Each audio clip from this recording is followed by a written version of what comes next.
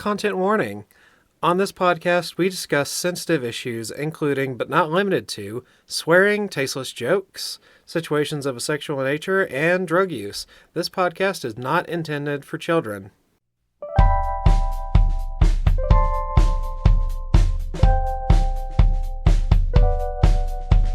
Welcome to BiblioWrecks, where we read really bad books and eat really hot peppers because, oh boy, I didn't have any caffeine, so the best thing I could think to do to wake myself up, because I'm real tired because I woke up at like 1:30 this morning and I haven't slept. The only thing I could think to do was eat half a jalapeno and put a little salt on it, and now I am just suffering, and Bugs is just looking at me like I deserve it. You do. And I do. I could have made you coffee. I could have got you a Celsius from downstairs. Yeah, but I had a jalapeno. So now your face is just going to look like that the whole episode. Yeah, but no one can see it except you. That's fine. Well, I am baffled. I have never heard of that as a method for staying awake before. It was the only thing I could think of. I originally had a different use for that jalapeno, but it got changed to that. Okay. Also, in addition to being baffled, you are also Bugs. I am Bugs, and you are Bam Bam and jalapeno eater and barely staying awake. Yep. What? I'm going to drink 9 gallons of water during this podcast. Yeah. Okay. And what are we doing?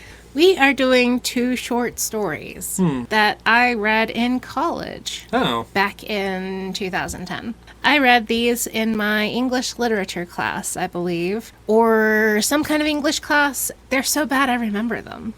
16 years later. Well, there is something to be said about being memorable. Yeah. The first one is called Landfill by Joyce Carol Oates. It was originally published in The New Yorker in 2006. The Landfill. The Landfill. Well, no, Landfill. Oh, just Landfill. No, the. The Royal Landfill. Yes. Hector Jr. is found in the Tioga County landfill after 3 weeks of searching. As a former filth child, can't quite see myself living digging out of a landfill. That's because his remains are badly decomposed and the body is battered. Teeth missing, parts of his body, and clothes gone. His own body? Hector Jr. is found. His remains are found. In the landfill. Oh, I misunderstood that. I thought he was looking for something in the... Do you want to restart? Did I miss it? What the fuck happened? What happened? You got jalapeno brain. Okay. Start over. Hector Jr. is found in the Tioga County landfill after 3 weeks of searching. His remains are badly decomposed and the body is battered, teeth missing, parts of his body and clothes gone.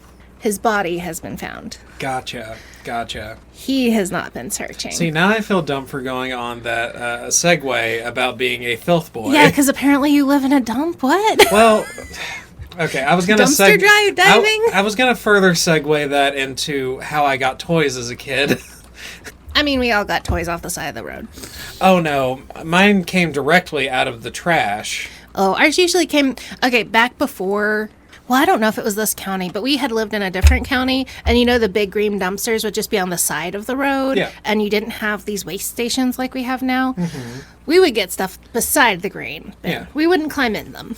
Okay, so you know the guys that drive the trucks that pick up those big dumpsters?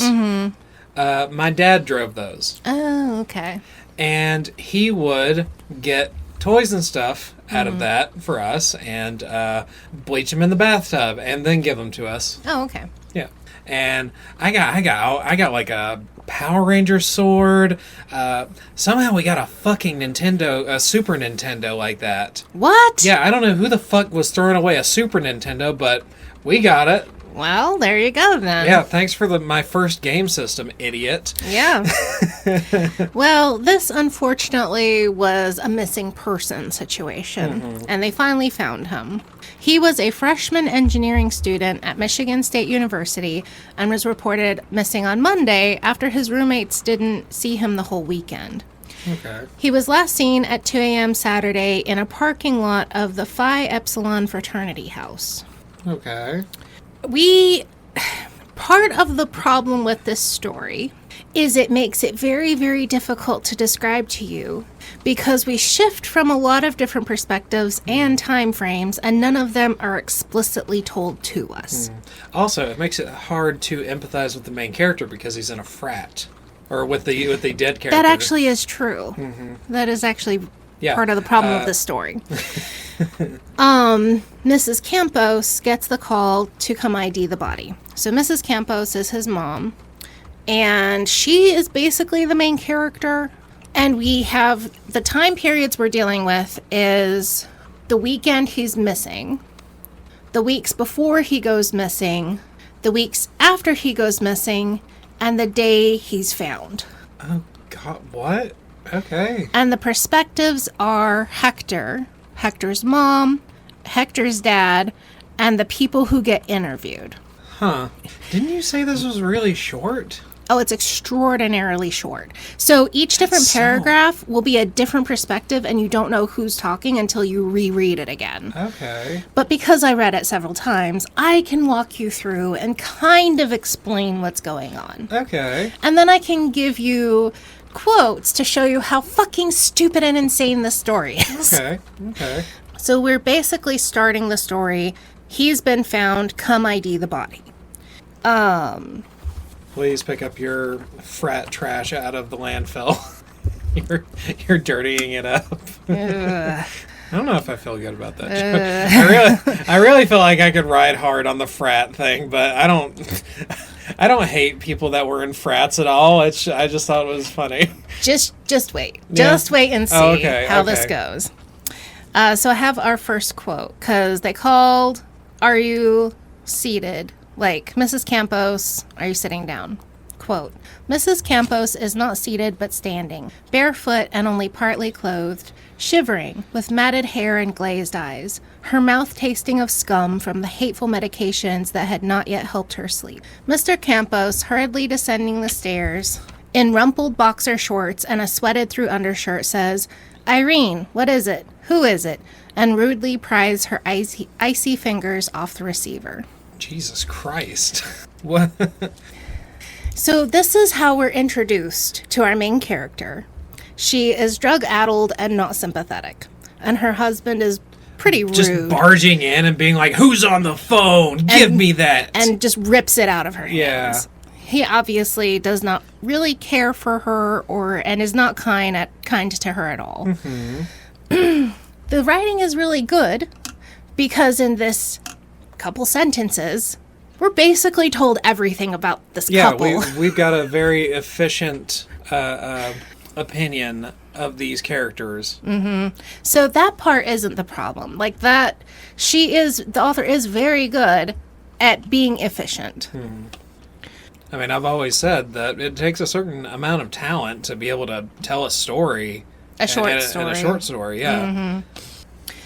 We move to the morgue, and at the morgue, Mr. Campos views the wrecked body and confirms it's him. It's his son. Irene is dazed and lost and doesn't believe him.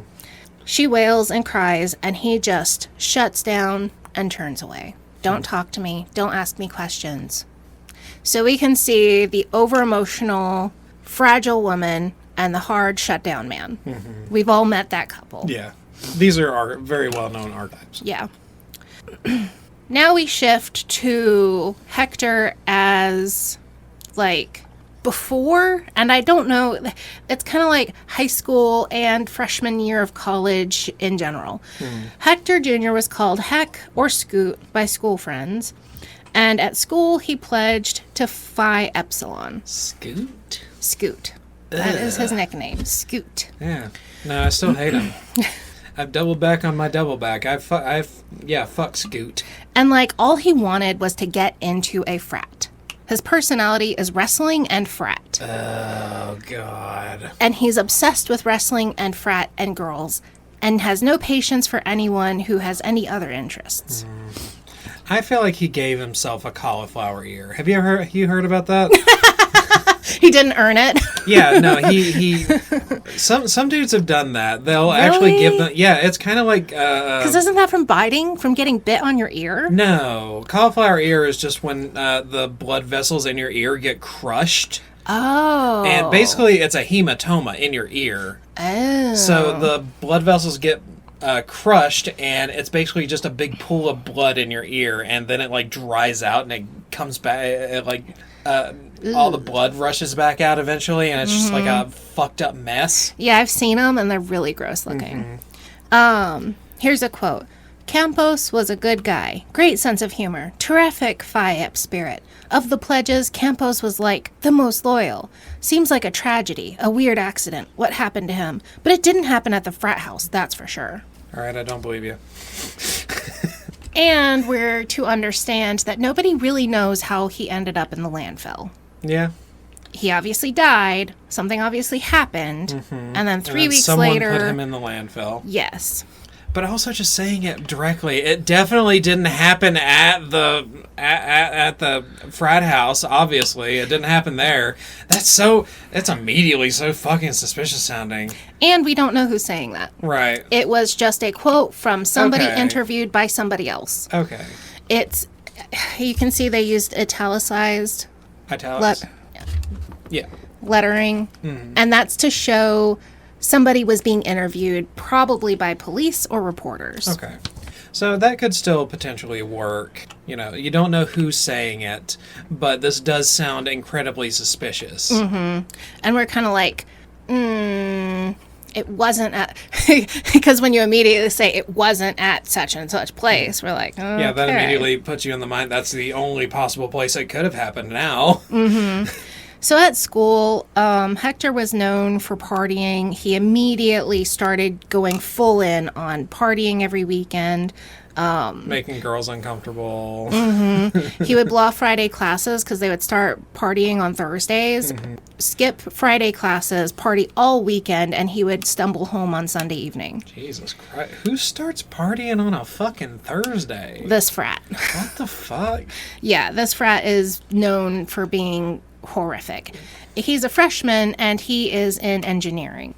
So he is... so yeah, that explains why he's got no fucking personality. Yeah, he's an engineer. That makes sense.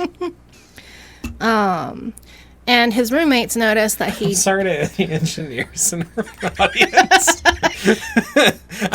I came at you with a lot of vehemence, and you didn't deserve it. Yeah, all the frat boys who listen to us are going to all get the their frat fifis boys and hurt. engineers, I'm just like kicking them right out of our audience. They had no idea I had this bigotry within me.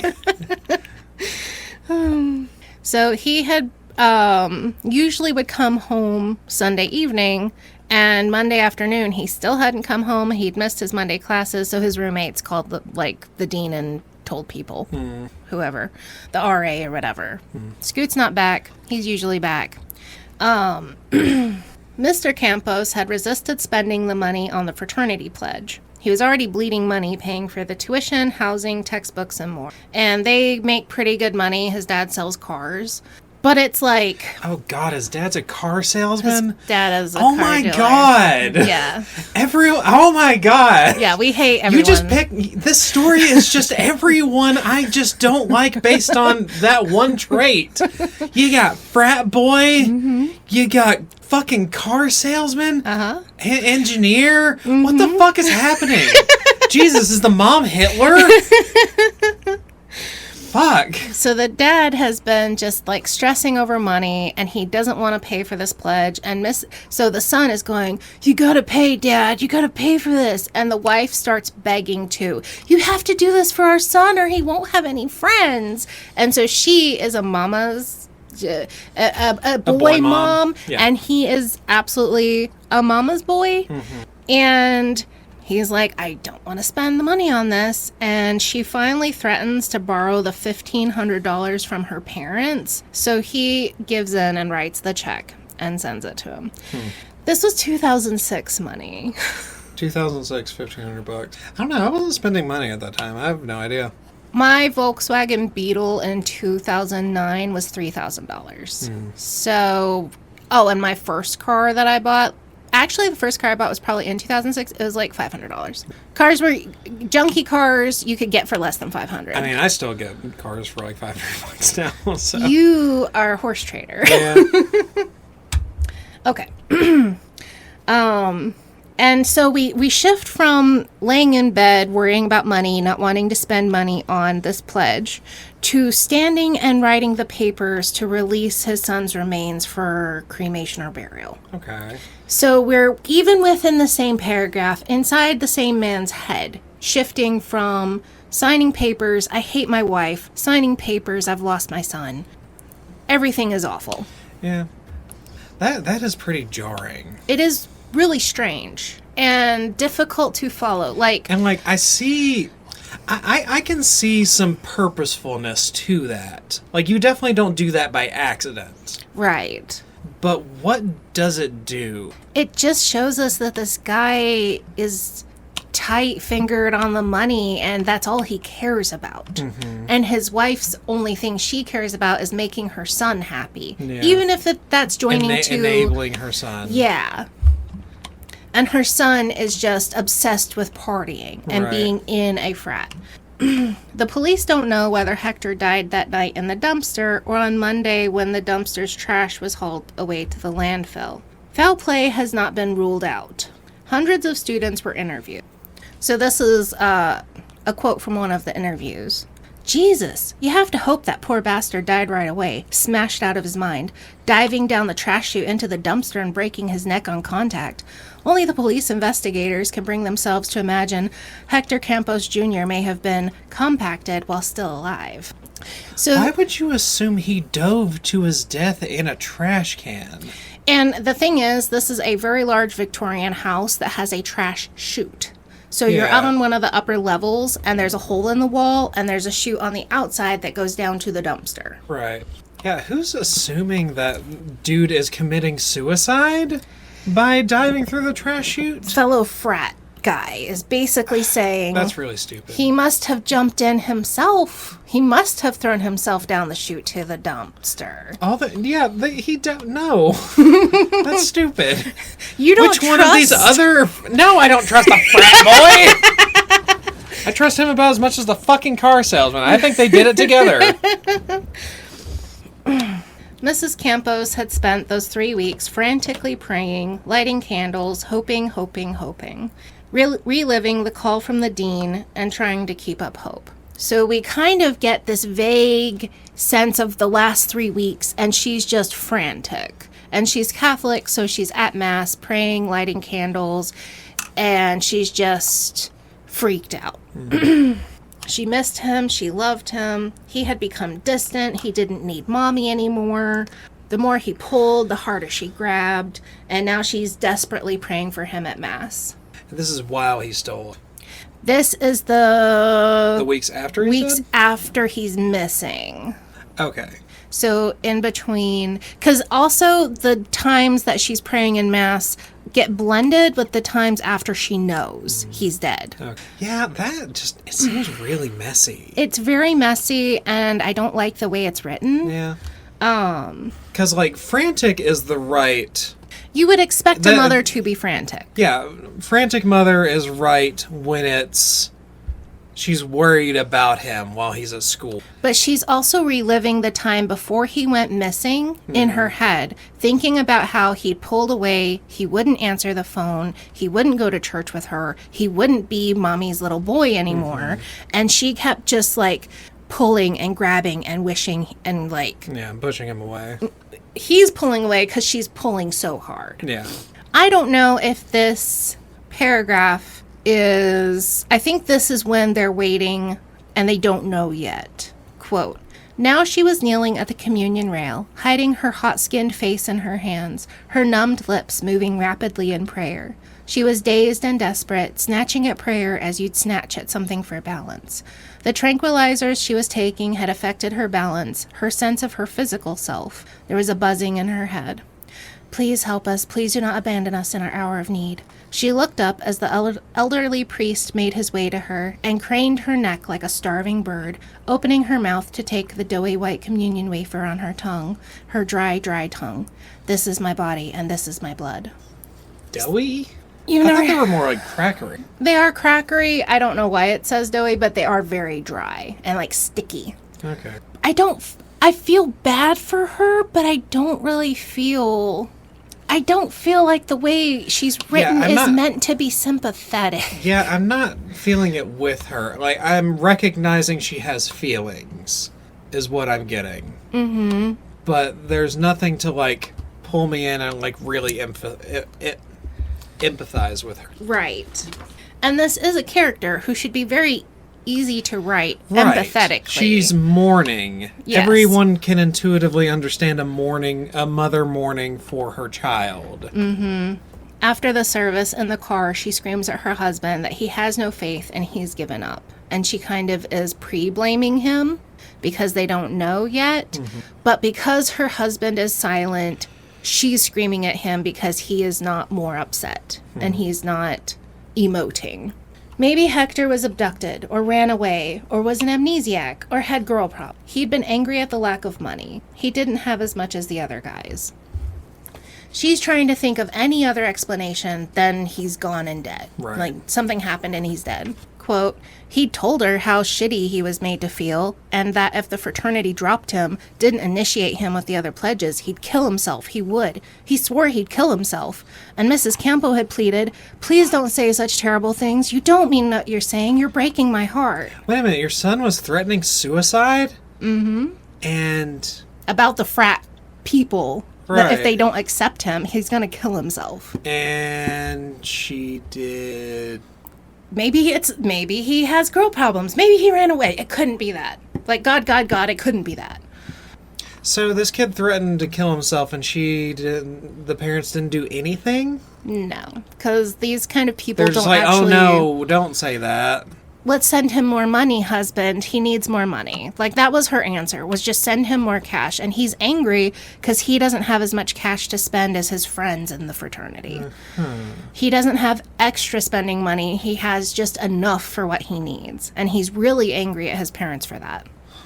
So his mom is freaked out because he's unhappy. And his dad is stressed and angry because there's not enough money to satisfy his son or his wife. Okay. So the whole family is very dysfunctional. And she is just, it's all his dad's fault, making him go into engineering. It was too hard, too much pressure. Of course he was lonely and struggling. Why did they let him move so far away? Like, during this time of before he's missing, she's already blaming her husband for her son being stressed and doing poorly in his classes. And her feeling is, no one could do good in engineering classes, even if they're good at math. It's not his little fault he's making C's in all these classes he skips every Friday. Yeah. Chronic enabler, yeah. Yeah.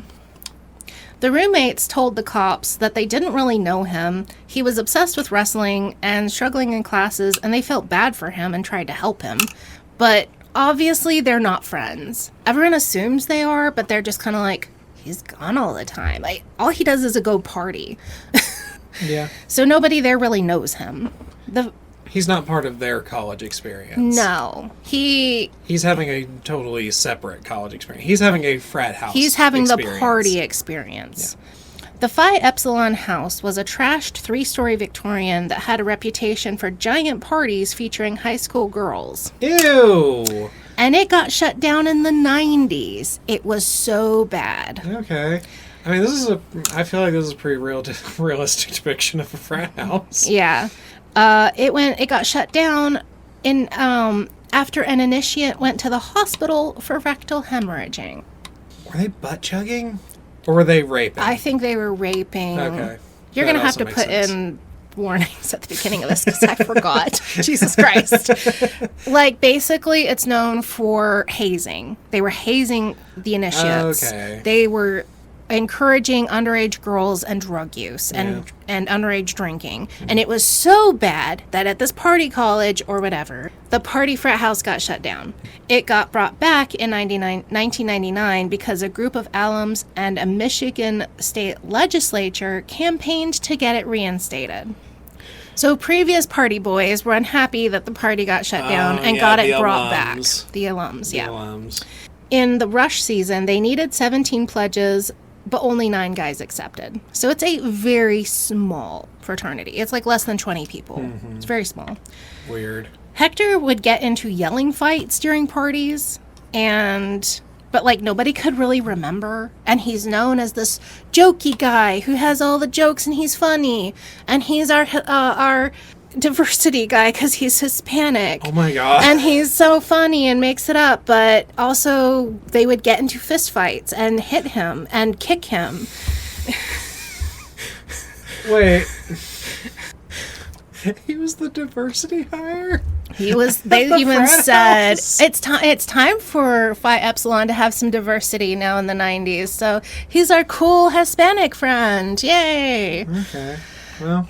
So he's obviously kind of a token friend in the group, and nobody really likes him. But and they tell him he wasn't their first choice, but only 9 people accepted out of the 17. And so he's mad because he doesn't feel like they wanted him, but he got in and he got what he wanted. Just not the way he wanted it? Yes. Yeah. So it has this already just, he wants to be one of the boys, but he doesn't feel like one of the boys. Mm-hmm. Yes, an insecure man. Yeah, an insecure freshman who's drinking too much. Yeah. Those do tend to die. We have a weird little side hop where Mrs. Campos is proud of her large house because it's more beautiful than anyone else's in her family. When are we? This is 2005-ish, the early aughts. I mean, like, in the timeline of the... Oh, I have no fucking clue. All right. This could be years ago. This could be in the middle of it. She just thinks about how happy she is that her house is nicer than everyone else's. Man, does this author have ADHD? Because this is written how I think. Like, just way out of order. All right. Well, what happens after that? After she's proud of how her house looks? Terrified that Mr. Campos has given up and lost faith and lost hope. But I don't have any reason to believe her thinking about her house is after Hector is missing. I think we are kind of hopping around in her head. Because she calls Hector's cell phone, but it's buried in the landfill. And I don't know if we know it's in the landfill because it's after we found him or before we found him. She just keeps calling his phone, even though you can tell it's disconnected, not on. Right.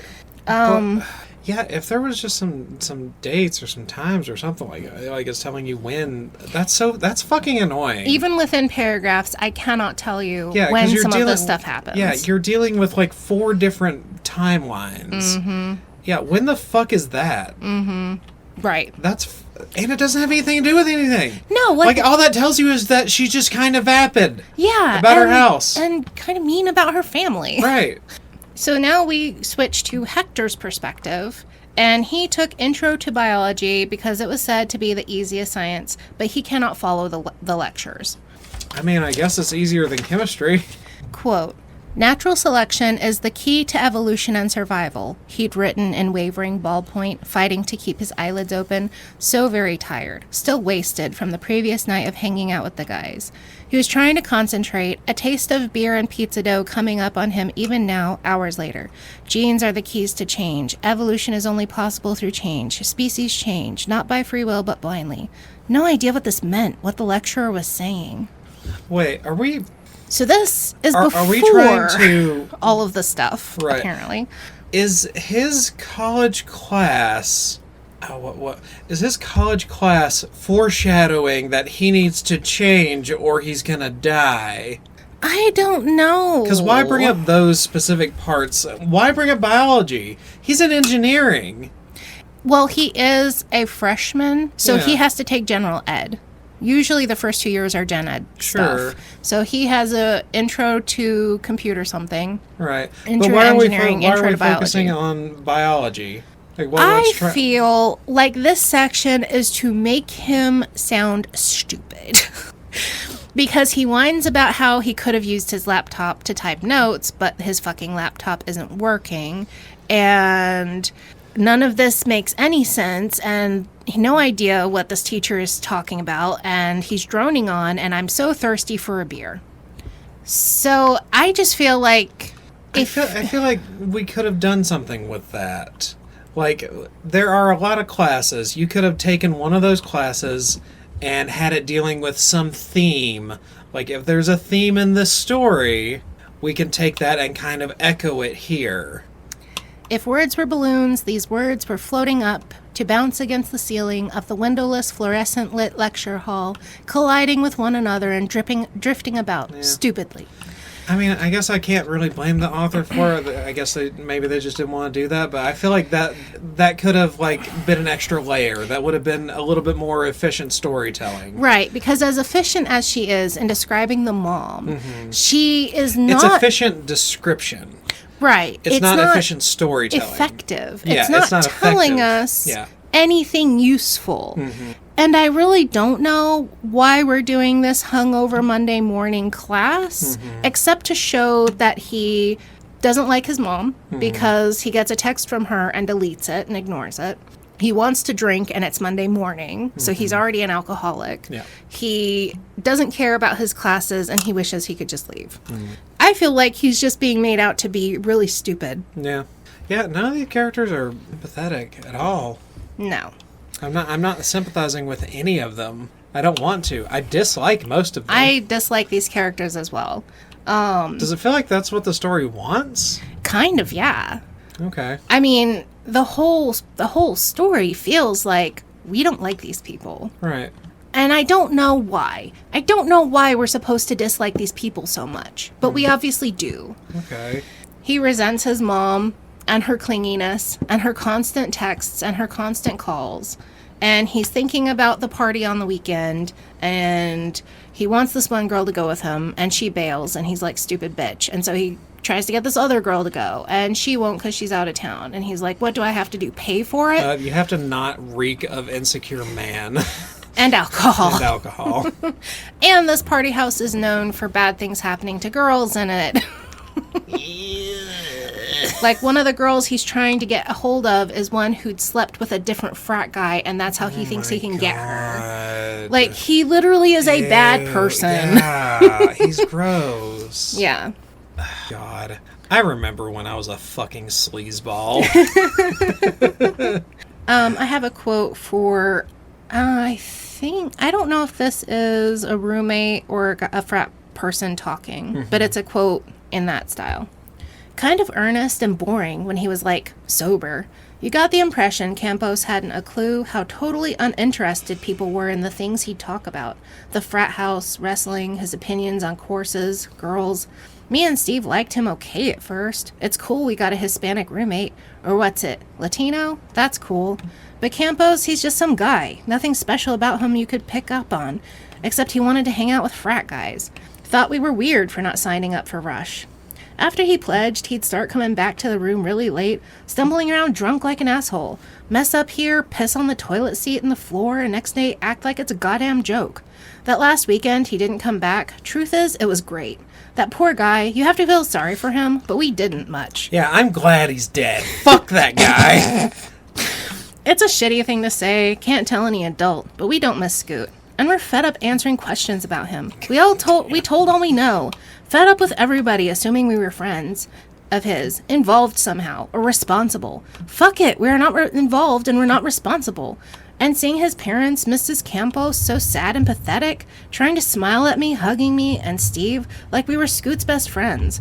It's totally weird to realize that a guy like Scoot Campos, so pathetic, a loser, is somebody that is loved by somebody. God, this is the worst fucking person. Who the fuck did they interview? That was his roommate. Fucking, God damn it. Who's an awful person? Steve Carell. No, I like Steve Carell. I couldn't think of anybody. I don't know. Trump. I don't know. Yeah. My brother, and you can pick either one. Yeah, I mean, the podcast doesn't know about them. That way, the podcast doesn't know that your brothers are fucking unhinged in totally opposite ways. Mm-hmm. But yeah, like, we're obviously... No one in this story cares about this kid either. Right. Why? What am I investing in? I know! No one likes him and thought he should die. And his mom is the only one who, like, cares, and she's a hot mess.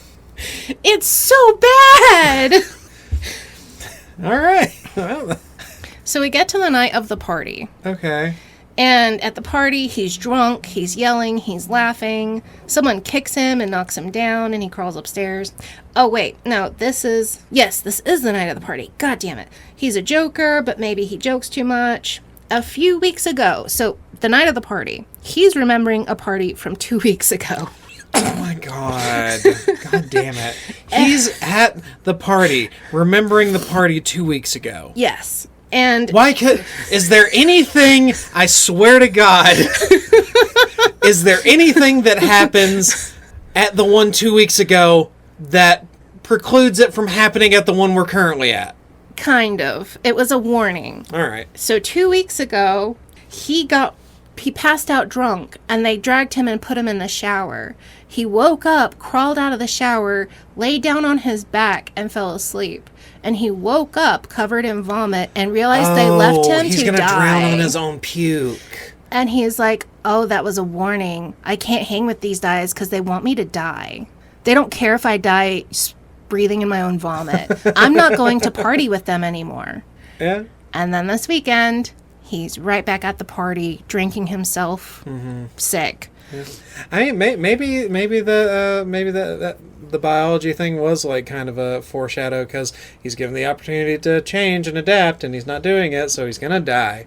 Yeah, but back he came because these are his only friends. He has not attempted to make friends with other people. Right. It just has to be frat guys. Apparently. And tonight there's hard feelings. And he pisses his pants, and he's stumbling along, crying and laughing. God. And maybe someone picks him up and shoves him into the trash chute. Or maybe he throws himself in, and they grab his ankles and try to save him. He screams all the way down, sounding like a stuck pig. Maybe? What? The story does not tell us. What? We do not know. Maybe? Yes. Well, what the fuck are we doing here? Maybe. Was he murdered or not? God damn it. I don't know. I guess it doesn't fucking matter. It doesn't fucking matter. This guy sucks, and we killed him, and he's dead. And he went down the chute, and it should have been full of trash, and instead he hits his head on the hard edge, and he falls in with a bleeding skull, and he's crying and screaming, and he begs his friends to come get him, and nobody hears him. Okay. Do you see how I remembered this goddamn story for 16 years? Like, I guess that part's kind of affecting, but in like the same way as like a slasher flick is, I guess. Because like we are told that he's curled up and crunched up in the trash. Yeah, that's kind of visceral. But that's kind of obvious. Sure. And like here's a quote, but I don't exactly know whose perspective it's from. Quote, "For sure the guys will check on Scoot, make their way downstairs shouting and laughing like hyenas. Craziest damn thing, this drunk pledge. Smashed out of his head, slid down the trash chute. It's not the first time a drunken pledge or active at the Phi Ep house has slid down the trash chute into the dumpster.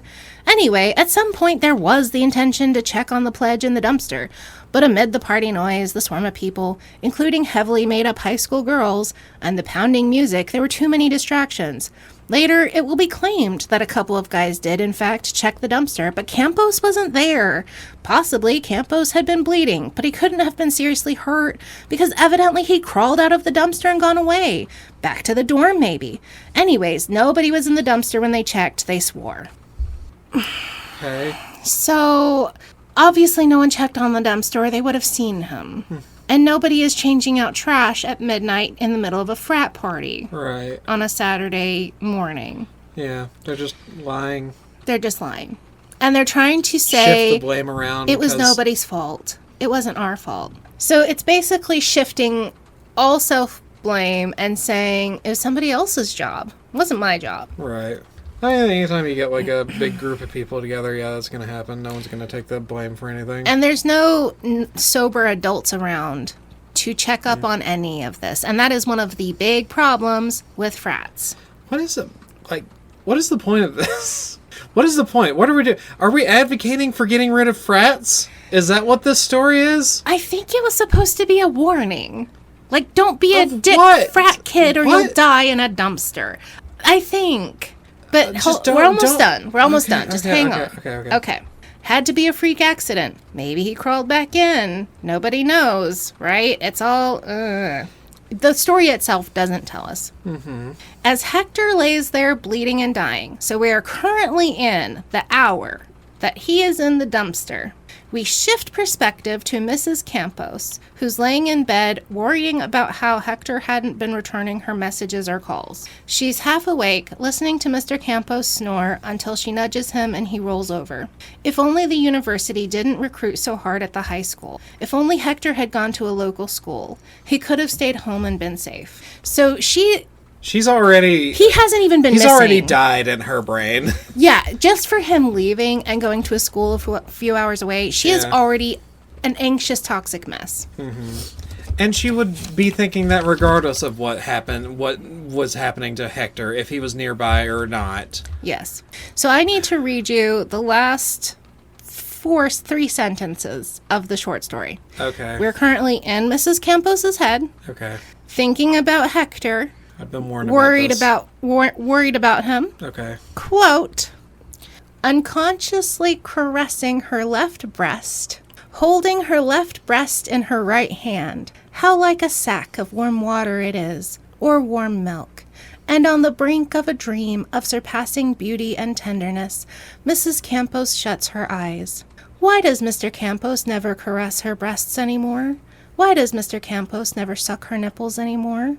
Mrs. Campos runs her thumb over the large, soft nipple, stirring it to hardness like a little berry. She is driving back from the city, driving back from ugly Detroit to Whispering Woods Estates. Such joy, such pride, turning into the brick-gated subdivision of Southfield Road, making her way floating along Pleasant Pass, Larkspur Drive, Bluebell Lane, and at last to Quail Circle, where, in the gleaming white colonial at number 23, the Campos family lives. I did warn you. Well, mentioned, I guess.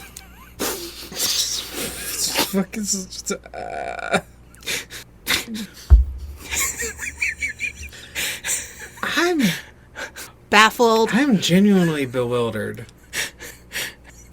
What?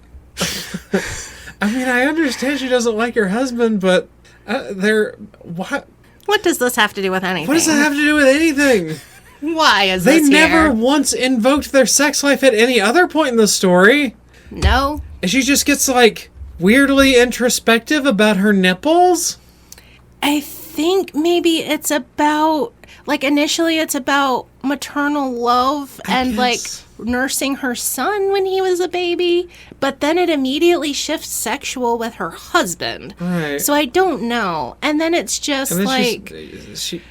And then she's just happy that she lives where she lives, I think. Is this the goddamn Mulholland Drive of incredibly short stories? I don't know. I don't know why. I don't know why these choices were made. Have you ever watched Mulholland Drive? No, I didn't. It's fucking... I hate it. It's terrible.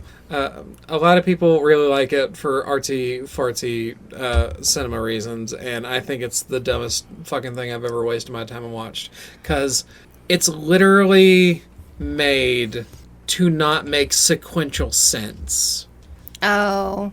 Yeah, I could see kind of like... And it's like, it's purposely leaving things ambiguous so that it literally does not and cannot have an answer. Oh, okay.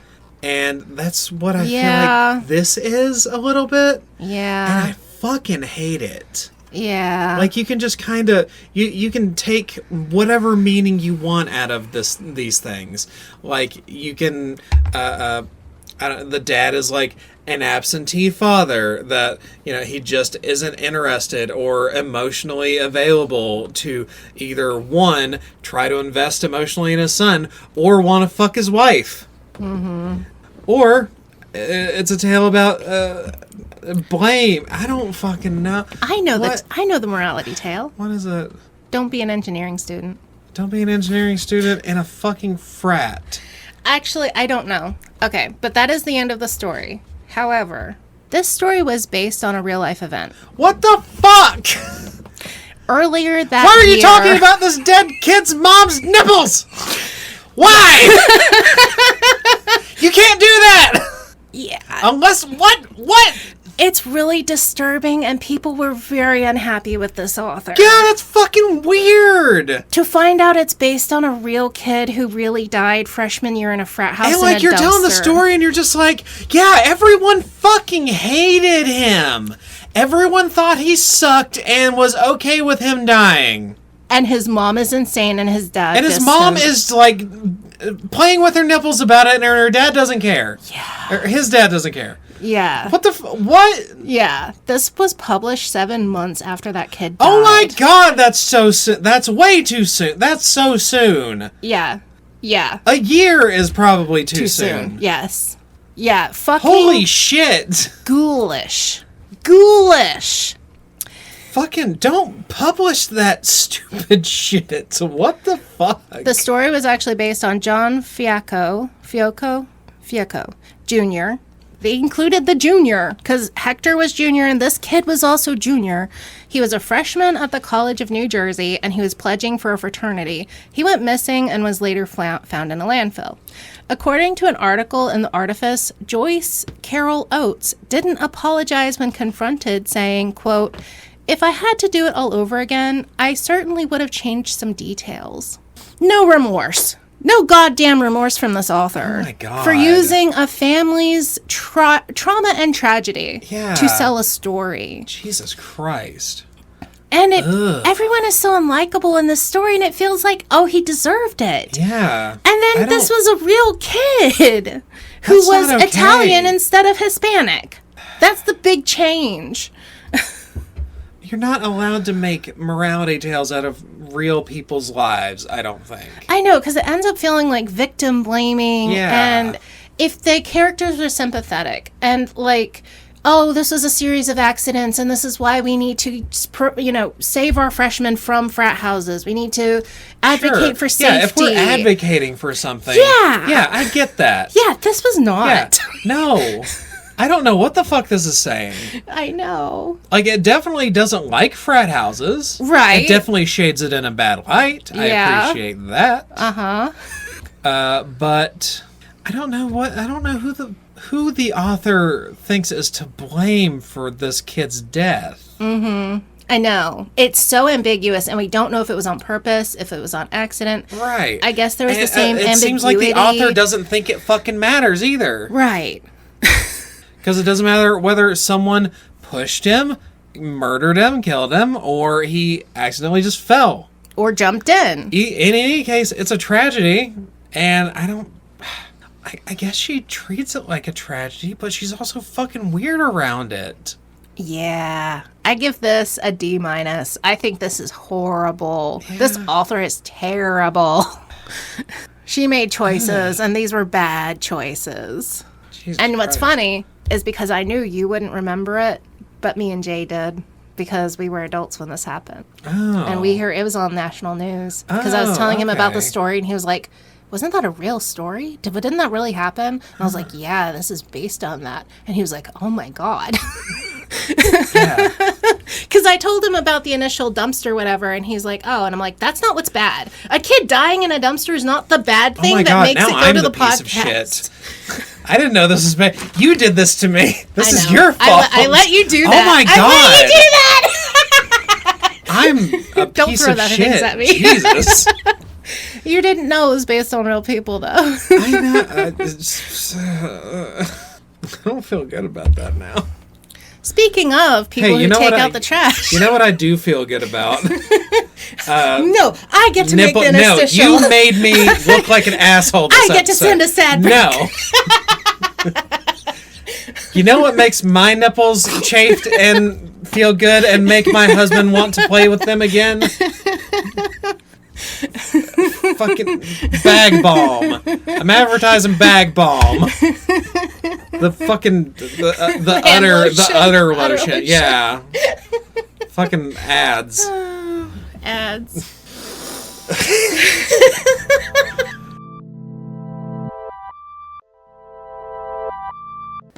Hello, bad book loving friends. Just updating our socials. We're on Blue Sky now at bugs-bibliowrecks.bsky.social. We have a Substack at Bugs and Books, and the profile name is Bugs at BiblioWrecks. And of course, our website, BiblioWrecks.com. Drop us a message and check out the content that Bugs works on. She's really good at the social stuff. And let's get back to that bad book.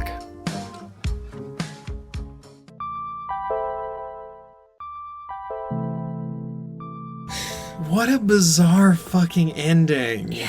Because just on its own, it's just a really sucky story. And then it turns into a horror. Why would you talk about the mom's nipples? Why would you make her so unsympathetic? Yeah. The family was all the characters unsympathetic. Like, the family was really offended, and people confronted her about this, Yeah. and she was just unapologetic and said, her other excuse was, well, most of my stuff got published in really small magazines. I didn't expect this to reach so many people. Oh, I didn't think that people were actually gonna fucking read this about this national tragedy. Jeez. Ugh. And it was published in The New Yorker. Yeah, that's a pretty a popular publication. Yeah. I don't know that excuse works for that. It does like, not. if you're doing, like, a little town magazine or something, sure. But even still, the family's going to see that. Yeah. People are, family and friends And, like, are going to even see if they that. don't, that's still ghoulish. Yeah. Ugh. And we're back with buttery, silky nipples. Thinking about our dead sons. That was just... Yeah, it sure was something. It was something. It was sure something. So we have one more short story. Nipples? Called 1,300 Rats by T. Coraghessan Boyle.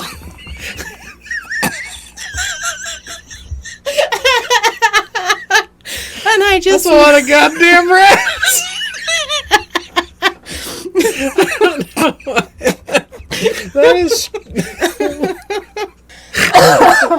Oh, I've gotten tickled. No, immediately as soon as you said it. Do you remember when I made you guys watch Kung Pao? Yes. And the one guy who's selling the peanuts? Uh-huh. And he's like, that's a lot of nuts!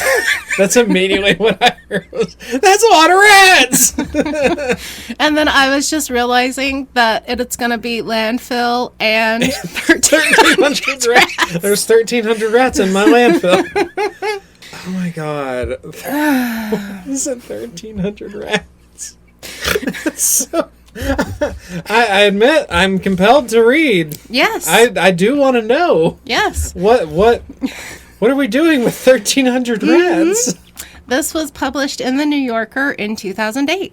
And I also read the story for that same class. Okay. This teacher had a very specific type of story he wanted us to read, and I loved the teacher and hated these stories. Yeah. Boy. Our main character is Gerard Loomis, a man in his mid-50s who's just lost his wife, Marietta. At the funeral, he is disheveled, wearing mismatched clothes, and looking decades older. Is he the Pied Piper? No. Okay. Just want to check.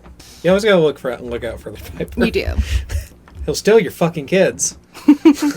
You will. Because you didn't pay him. You didn't pay that's the Piper. That's how that story That's went. why you have to pay the That's Piper. why you have to pay the Piper. Rumors began to spread that Gerard wasn't eating, he wouldn't leave the house or change clothes. He was seen burning his wife's belongings in a trash barrel. So this poor old man has completely lost it because he lost his wife. Right. Okay. People are worried about him. It is a very small village of 120 souls in the middle of a forest. And some brave soul said, I know what'll help him. Let's get him exactly 1,300 rats. That'll cheer him. God damn it. Well, it's suggested that Gerard get a dog. Okay. Because they are like, oh, he needs a pet. He no longer has a purpose for living. Let's give him a pet. So he has something to take care of, and maybe he'll do better. Is he going to feed the dog to the rats? No. Okay. Our narrator is a man who lives next door to Gerard, like half a mile away. Oh. And he's discussing this issue with his wife. He decides to take his two Shelties, named Tim and Tim 2, That's no. You can't, no, that's so fucking stupid. I've heard some dumb goddamn pet names. Uh-huh. You can't have two dogs named Tim at the same time. And they're both Shelties. One of them has to die, and then the new one gets to be Tim too. You fucking idiot. Honestly, I hate the narrator character, and we are obviously seeing right here, he's a piece of work. Yeah, fuck that guy. Him and naming his goddamn dog stupid. He decides to visit Gerard and bring his dogs along for the walk. And he's going to suggest Gerard get a dog. Look at how nice mine are. Tim 1 you or can Tim have a and Tim Tim 3. 2. You could. So he walks down the road to Gerard's house. Quote, "The first thing I noticed on coming up the walk was that Gerard hadn't bothered to rake the leaves from his lawn or cover any of his shrubs against the frost. There were other signs of neglect. The storm windows weren't up yet, garbage overspilled the 2 cans in the driveway, and a pine bough, a casualty of the last storm, lay across the roof of the house like the severed hand of a giant." There were 2 cans in his driveway? 2 cans of trash. Oh, that makes way more sense. So Sorry, I got animal brain going. Those are not his pet. He does not have toucans eating rats. Can anyone tell I have ADHD? And a pine bough, a casualty of the last storm, lay across the roof of the house like the severed hand of a giant. I rang the bell. Gerard was a long time answering. When he did finally come to the door, he held it open just a crack and gazed out at me as if I were a stranger. I was nothing of the sort. Our parents had known each other, we'd played couples bridge for years, and had once taken a road trip to Hyannisport together. Not to mention the fact that we saw each other at the lake nearly every day in the summer, shared cocktails at the clubhouse, and basked in an air of mutual congratulation over our separate decisions not to complicate our lives with the burden of children. "Gerard," I said, "hello, how are you feeling?" Oh my god, they're dog parents. Yes, and this man and Gerard doesn't have anything. He's not an anything parent except to 1,300 rats. Eventually. I'm presuming. But so he walks into this yard and immediately notices all the stuff that should have been done, and is just the disheveled stuff coming in with all the judgment. He is just going to walk in here and look at all the stuff and be like, "This lazy bastard." Like, his whole attitude is just, I can't believe this man who just lost his wife of 30-some years isn't cleaning up his trash. Depressed, you piece of shit. Mm-hmm. Yeah. Okay. The narrator notices that Gerard is thin and obviously not taking care of himself. He doesn't reply, so the narrator invites himself and his 2 dogs in, except Gerard is allergic to dogs, so the dogs stay on the porch. No wonder Gerard is thin. You know how long it takes to feed 1,300 rats? He doesn't have rats! Oh my god! I don't know why I'm obsessed with the idea of 1,300 rats. Calm yourself, good sir. This is only 3-page script, okay? Oh, the jalapeno ran out. Yeah, I'm running on the endorphins. And the giggles now. Yeah. You got the giggles. Because my mouth isn't hurting anymore, and that's the same thing as being happy. And awake. Yeah. After pleasantries, narrator suggests a cat. Like, we can't have a dog. Well, but what about a cat? He's allergic to cats, too. Narrator is horrified at the mess and the smell in the house, and he's just very judgmental. Are you okay? You know what he's not allergic to? What? 1,300 rats. Possibly. I'm gonna stop. Okay, I'm gonna let you do. Bite your tongue. Just go. I'm gonna stop talking about 1,300 rats because it's the funniest fucking thing I've ever experienced. Gerard tells him that everyone else in the entire village has been on him to get a pet. A Siamese fighting fish, hamsters, kittens, emus. The fuck is a Siamese fighting fish? I think it might mean a beta fish or something similar to that. Huh. I don't know. I have to Google that now. After. Yeah. Yeah, it was just a beta fish. Quote, "I feel foolish," I said. "No, don't. You're right, all of you. I need to snap out of it. And you're right about a pet, too." He rose from the chair, which rocked crazily behind him. He was wearing a stained pair of white corduroy shorts and a sweatshirt that made him look as gaunt as the Maasai my wife and I had photographed on our safari to Kenya the previous spring. So just like a African villager or something? Yes. Yeah, okay. But this is also showing you this guy is pretentious and going and taking pictures of people and then comparing this poor man to these impoverished people. Mm-hmm. He's just a really rich bastard. Yeah, he does sound like he sucks. I hate this narrator. I hate this guy. Gerard leaves the room and he comes back with his pet, a Burmese python. Okay. A giant snake. At the moment, it's small. It's only like 6 foot long. Sure. They can get up to 25 feet long. Mm-hmm. They're huge snakes. Mm-hmm. Longest snake in the world. Yes. The narrator is horrified. No one had meant a snake. It's not cuddly or comforting. Well, who the fuck cares? Whose fucking business is it? Except Because Gerard's. it is not keeping up with the appearances. I think the narrator's problem with Gerard is he's not keeping up appearances. Okay. And a snake is a weird pet to this guy. And sure, it's not soft and cuddly, but it might be something he gets up and looks at and takes care of. Yeah. It is a pet. Yeah. And he's not allergic to it. So Gerard is talking, quote, "So what do you think?" he said. His voice lacked enthusiasm, as if he were trying to convince himself. "Nice," I said. And the narrator leaves as soon as possible, and is just... This guy is not doing the things the correct way like we want him to. Okay.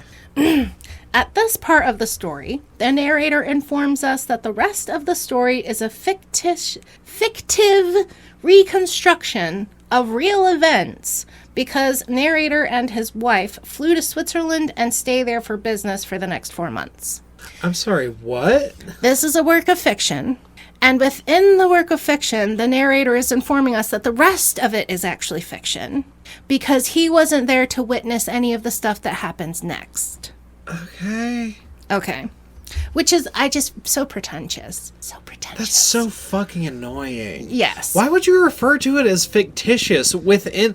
Like, we already know this is a fiction. Yes. Why would you, in turn, refer to the story itself? Like, we're breaking the fourth wall. We're referring to the story itself. Mm-hmm. And saying the rest of the story is also fictitious, even though it was already going to still be fictitious.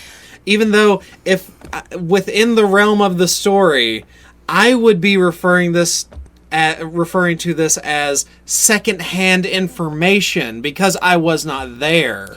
And what the fuck? Who the fuck writes that sentence? I know. Jesus Christ. This idiot. The point of it is that the next part of the story is from Gerard's perspective. Okay. Because narrator and his wife are off in Switzerland. Good. He fucking sucked anyway. Yes, we don't need him. But the rest of it is he's letting us know that he's making up this bit. Okay. Okay. That's so fucking annoying. Yes. God damn it.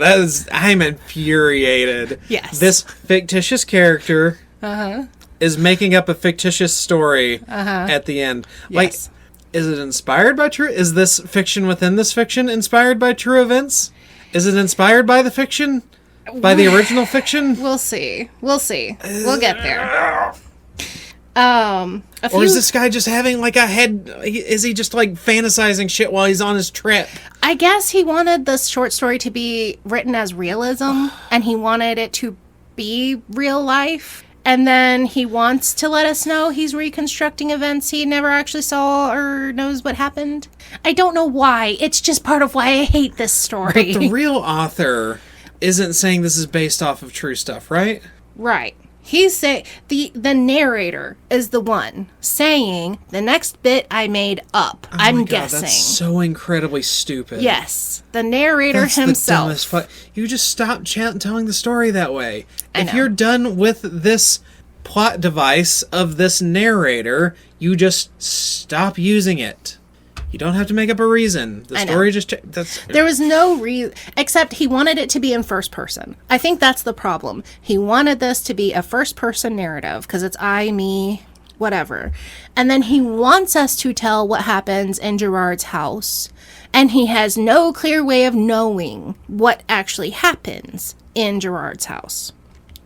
And that's how we're fixing the problem of having a narrator who is not omniscient, who wasn't there and doesn't know. But we still add the story. That's so dumb. You just switch to a third. There's no reason why you can't just switch to third person omniscient. And it goes to third person omniscient. The author is just telling us he's making it up. He's just really fucking clumsy. Yes, and pulling it out of his ass. He couldn't think of a way to just be like, to transition it. Right. So he came up with that shit. And that's worse than doing nothing. Because you could have just switched it and I wouldn't have noticed. Like, honestly, I think that's worse than the previous story where it's just like switching timelines and shit like that. Honestly, that's bad because that's giving me something to do.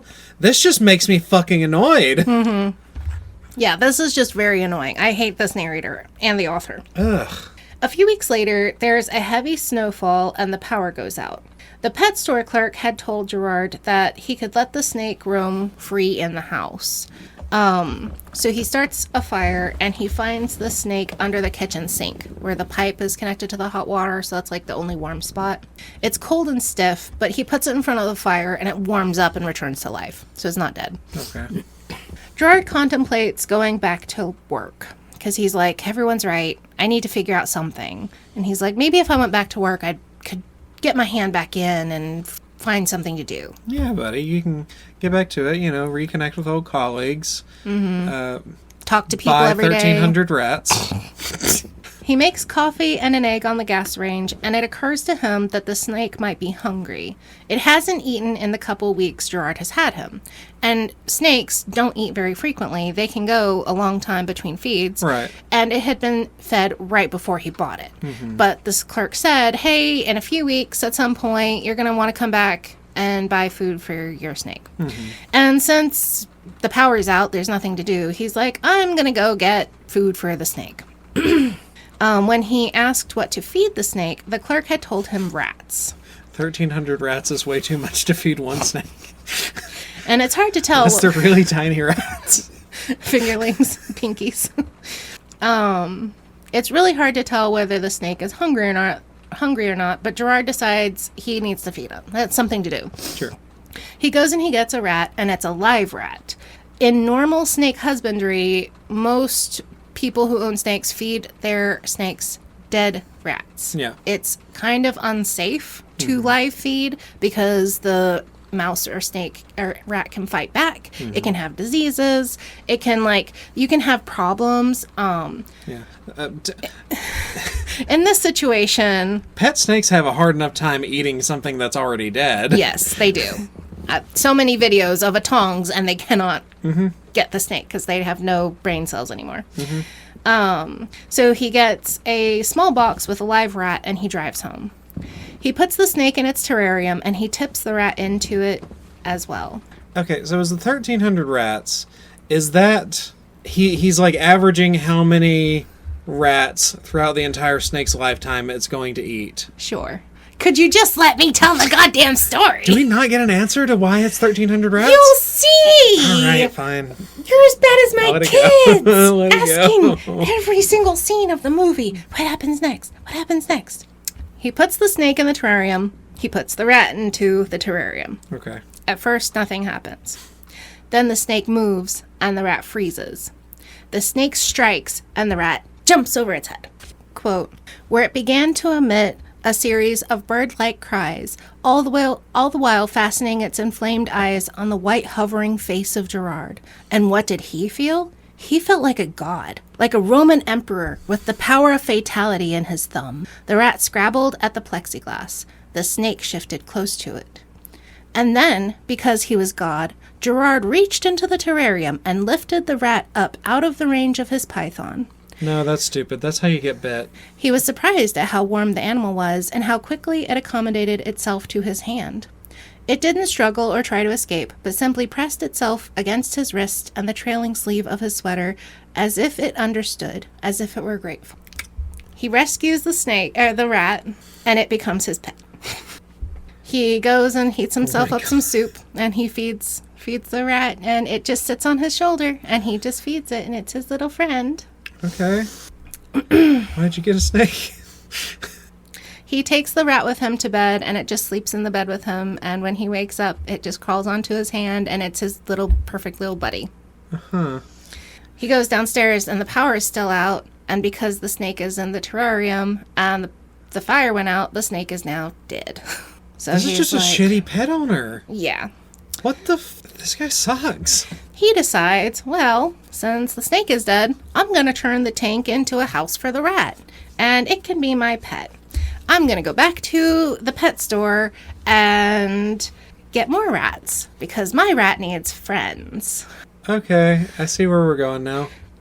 So he goes back and the guy's like, what? More rats already? He's like, well, you know, save me a trip. And he's like, well, you're going to need rat chow and you're going to need bedding. And how many more rats you want? He's like, 10.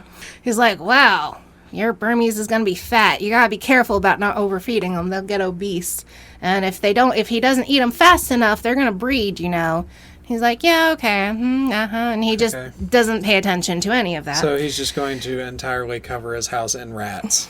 Gets a couple cages, rat food, litter, all the stuff. Weeks go by, and narrator and his wife return. He thinks of Gerard sometime later in the spring. Completely forgot about him. But now he's like, oh yeah, I wonder how Gerard and his snake is doing. Apparently Gerard didn't give a fuck about his snake.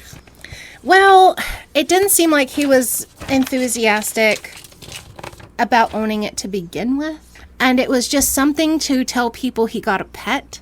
That really fucking sucks. Yeah. Because, I mean, I would love to have a pet snake. But Right. I can't afford all of the stuff. Because there's, like, a lot of stuff. Yeah. And the time and whatever to work on it. Right. But, like, yeah, he didn't have that desire ahead of time to have a snake. I think it sounded kind of like he got talked into it, and that was like just something. It was just something to have. But yeah, really shitty pet owner. And then he pivoted to rats. Which the rat is soft and cute, and it sits on his hand and eats, and it seems like something he can sympathize and like. Right, but specifically he got interested in keeping the rat because he had Power over its life. Yeah. And, like, he wasn't going to get that from, like, a dog or a cat. Mm-hmm. Because presumably if he's allergic to cat and dog dander, he's probably going to also be allergic to rat dander. Well, I'd guess. So narrator returns and is like, oh, yes, what about poor Gerard? Quote, no one had seen him save for Mary Martinson, who'd run into him in the parking lot at the mall, and he'd refused all invitations to dinner, casual get-togethers, ice skating on the lake, even the annual Rites of Spring fundraiser at the clubhouse. Mary said that he'd seemed distracted and that she'd tried to engage him in conversation, thinking he was still locked in that first stage of grieving and just needed a little nudge to get him back on track. But he'd been abrupt with her, and she didn't like to mention it, but he was unkempt, and he smelled worse than ever. It was startling, she said. Even outdoors, standing over the open trunk of his car, which was entirely filled, she couldn't help noticing with something called rat chow. Even with the wind blowing and a lingering chill in the air, he gave off a powerful reek of sadness and body odor. Someone needed to look in on him. That was her opinion. Wouldn't he just smell like rat piss? Yeah. But, like, everyone in this town is so goddamn judgmental. Yeah, that is weird. Nobody is actually helping him. And I find that very frustrating. Yeah. Somebody ought to do something. Which was kind of the theme of the other story, too. Right. The narrator decides to walk down to Gerard's house. And on the way, multiple neighbors talk to him and welcome him home because he's so well loved in this community. Everyone stops and is like, oh, welcome home, blah, blah, blah, blah, blah. Because we need to know how popular and loved he is in this community. He gets to the house and, quote, I noticed right off that not much had changed. The windows were streaked with dirt, and the yard, sprouting weeds along the margins of the unmowed lawn, looked as neglected as ever. The dogs bolted off after something in the deep grass, and I shifted the bouquet under one arm, figuring I'd hand it to Gerard to cheer him up a bit, and ring the bell. There was no answer. I tried a second time, then made my way along the side of the house, thinking to peer in the windows. For all anyone knew, he could be ill, or even, God forbid, dead. So he's just like kind of a creepy neighbor, just like peeking in at the windows, being nosy and not actually doing anything. Mm-hmm. The narrator smells ammonia and he tries the back door. He sees discarded bags labeled rat chow. And he's like, he should have realized then, but who would have guessed? Who would have guessed there would be 1,300 rats? After everyone notices bags and bags and bags. What could possibly happen next in the story called 1,300 Rats? Where are we going? Narrator gives up and he goes home, and he calls Gerard, who answers the phone. "Hello, Gerard," I said, trying to work as much heartiness into my voice as I could. "It's me, Roger, back from the embrace of the Swiss. I stopped by to say hello, but..." He cut me off then, his voice husky and low, almost a whisper. "Yes, I know," he said. "Robbie told me." Robbie was the name of the original rat. Yeah, okay. And I want to point out, this is when we find out the narrator's goddamn name. He is now Roger, and we have not been told the entire story. I had to call him narrator the whole time. That's fucking hilarious, actually. He could have split. Yeah. He could have inserted it into any other conversation at the beginning. I, Roger, am going to Swiss. I'm Swiss man, Swiss visit, Swizzit. That is something we deal with in a lot of bad stories, is lack of names. Mm-hmm. It's very frustrating. Yeah, it does happen a lot. Mostly to me. All my stories are animal abuse, lonely men, and men without names. Mm-hmm. Roger asks how things are going, and he gets no reply. He invites Gerard over for dinner, and Gerard says he can't do that. Quote, "I wasn't going to let him off so lightly. We were friends. I had a responsibility. We lived in a community where people cared about one another, and where the loss of a single individual was a loss to us all." I tried to inject a little jocularity into my voice. "Well, why not? Too far to travel? I'll grill you a nice steak and open a bottle of Cote du Rhône." Because it's French, and I don't know how to say it. Can I try? Sure. It's right to there. Cote du Rhône. There you go. You sound so much more sophisticated. That's probably wrong. I don't know shit about French. Anyway, Gerard replies, "Too busy," he said. And then he said something I couldn't quite get hold of at the time. "It's nature," he said. "The force of nature." "What are you talking about?" "I'm overwhelmed," he said, so softly that I could barely hear him. And then his breathing trailed off, and the phone went dead. So that's like ominous. Sure. And narrator just decides to just completely ignore it. Mm-hmm. Gerard was found a week later. Was he eaten by 1,300 rats? Next door neighbors noticed the smell and called the fire department. Rats ran everywhere when they got the door open. How'd you smell the dead body for all the rat piss? Right? I don't know. Hundreds of rats in various stages of starvation or cannibalization were in cages. Hundreds were roaming the house. It was estimated that there were upward of 1,300 rats in the house, all of which had to be euthanized. Gerard had died of pneumonia. Because the air quality would be so bad, he would just... That makes sense. Yeah, he would just die. That doesn't make sense to me. Like, not him not dying and stuff. That makes perfect sense. Which part? The moment, the flash of inspiration and willingness to live coming from a moment of him having the power over life and death. But it seems like he only chooses life. Like, that's not an expression of, like, control. That's letting it get out of control because you don't have control over life and death. Yeah, and that's what happened is, like, he initially thought, oh, I feel powerful. This is nice.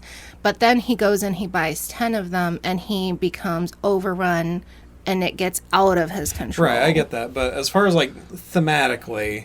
Like, the story doesn't say anything. It doesn't say anything. It doesn't say anything. It just doesn't say anything. It doesn't. It tells me that it could have said these guys are assholes and they should have just gone and trimmed his hedges and washed his windows and hauled away the trash. They could have just gone and said, hey, we're hauling away the trash today. Hey, we're coming in and washing your windows for you today. Yeah. And gone in and checked on him and done things to help. And they don't, because this guy is the epitome of individualism and America. Like, this is just white man culture. Anti-community. Yes.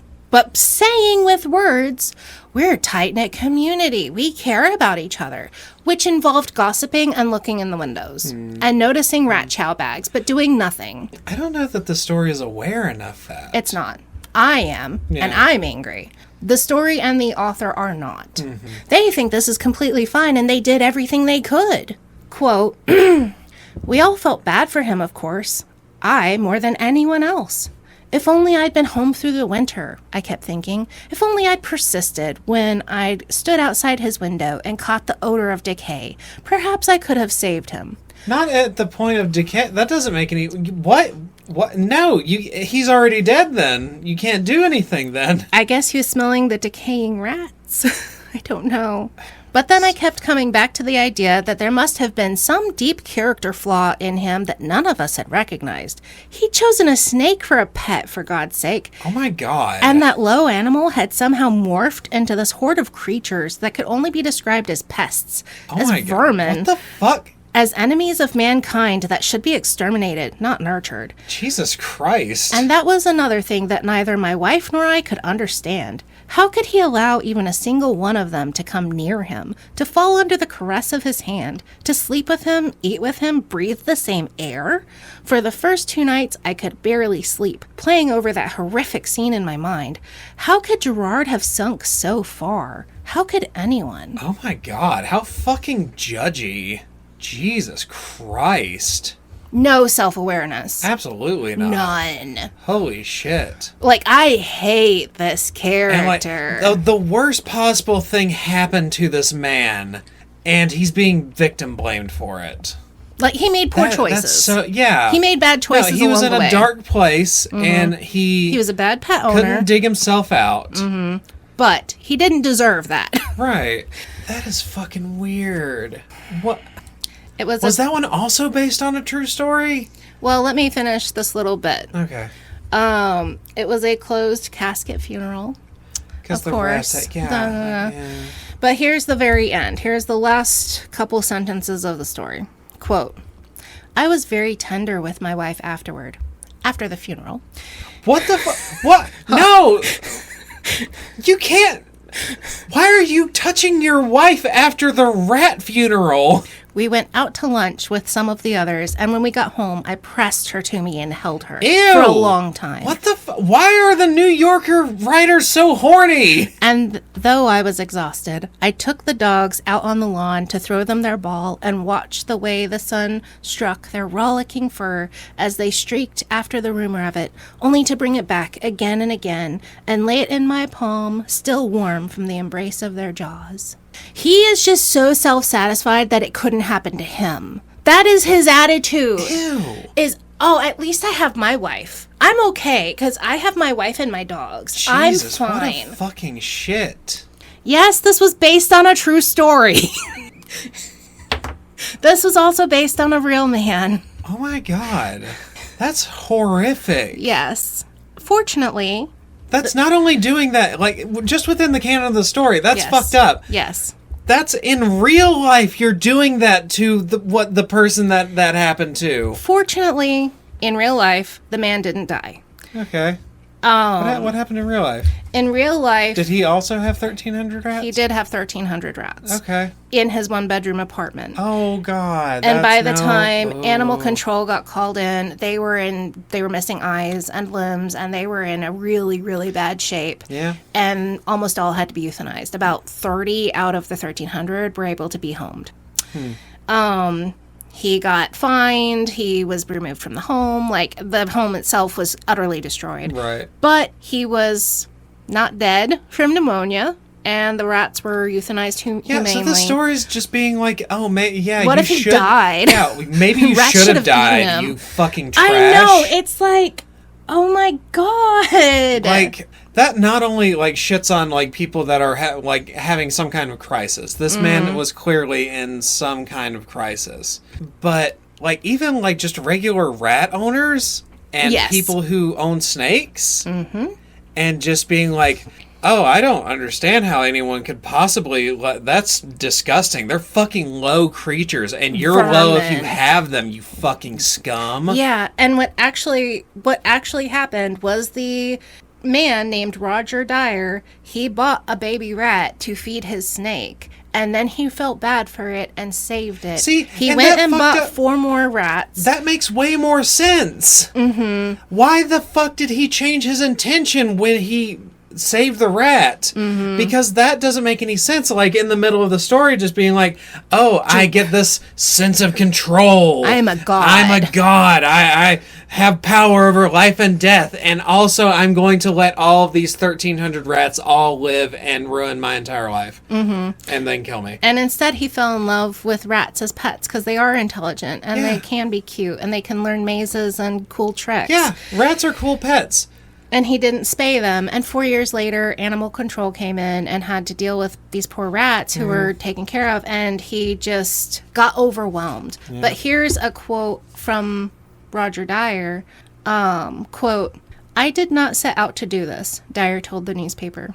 "I do acknowledge irresponsibility, and there's a case for laziness, denial, incompetence, and just plain foolishness. But it was not all my fault. It was this force of nature that overwhelmed me." Oh my god, he used a direct quote from this man, like, breaking down. Because when you Google 1,300 rats, this man's story pops right up, and the New Yorker story pops right up. This author was also ghoulish, in my opinion. Jesus Christ. I want to point out the fact that narrator and his wife didn't mourn this woman who died. Yeah. They claim to have been so close. I mean, they didn't mourn the fucking other guy either. No. They were like, oh, let's go home and get fucky and play with our dogs. And be happy it didn't happen to us. We have a happy, normal life. Yeah. And nothing will ever bad happen to us because we're not bad, awful, low people. I didn't feel like anyone in this community mourned Marietta. No.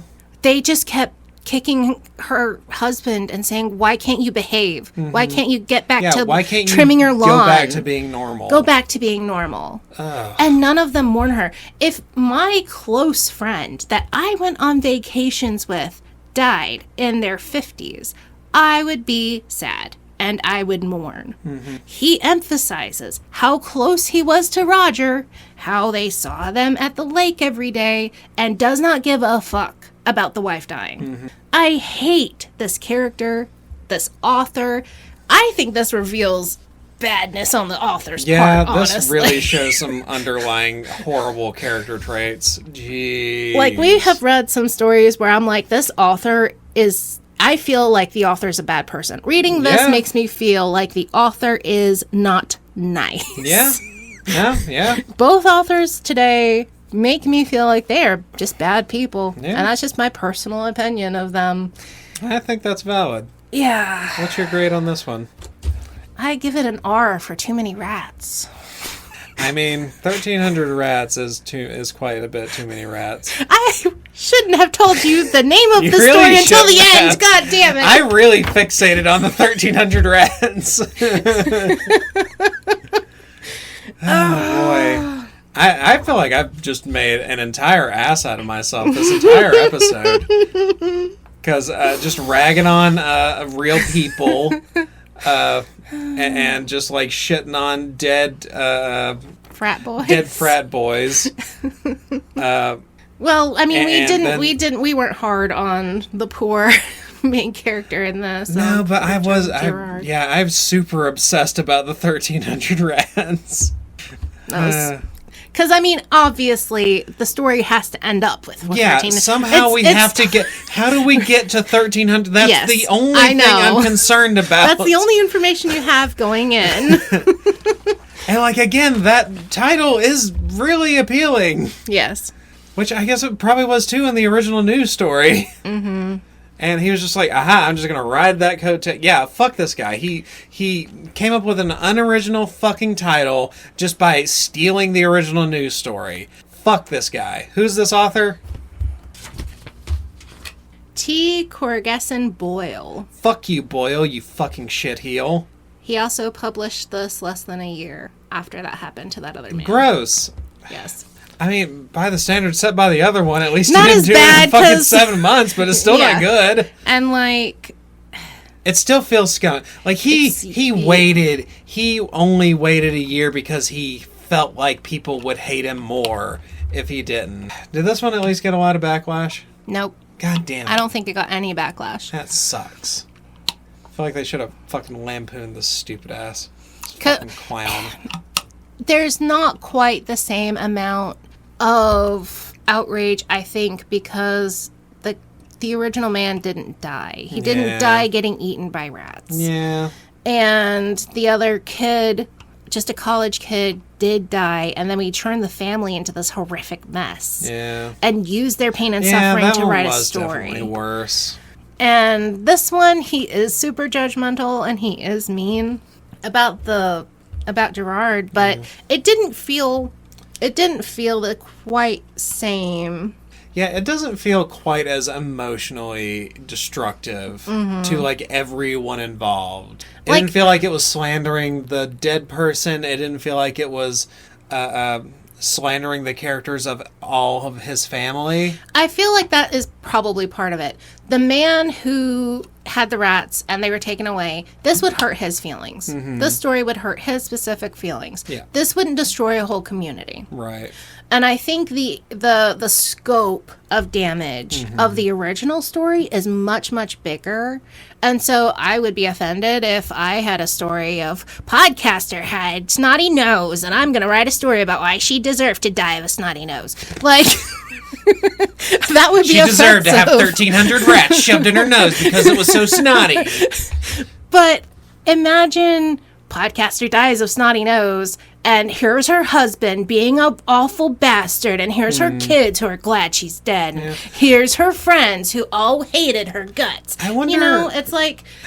I can't help but wonder. I wonder if this is kind of the 1,000 Ways to Die effect. Did you ever watch that show? Okay, so basically there were like some semi-famous deaths that people were learning about on the internet back during the early teens. Okay. So the concept of the show was to show you how these people were dying. And it would be things like, they get shot with a unloaded gun, but the compression of the air inside the gun was still enough to kill them. Like, just really odd, weird deaths. Okay.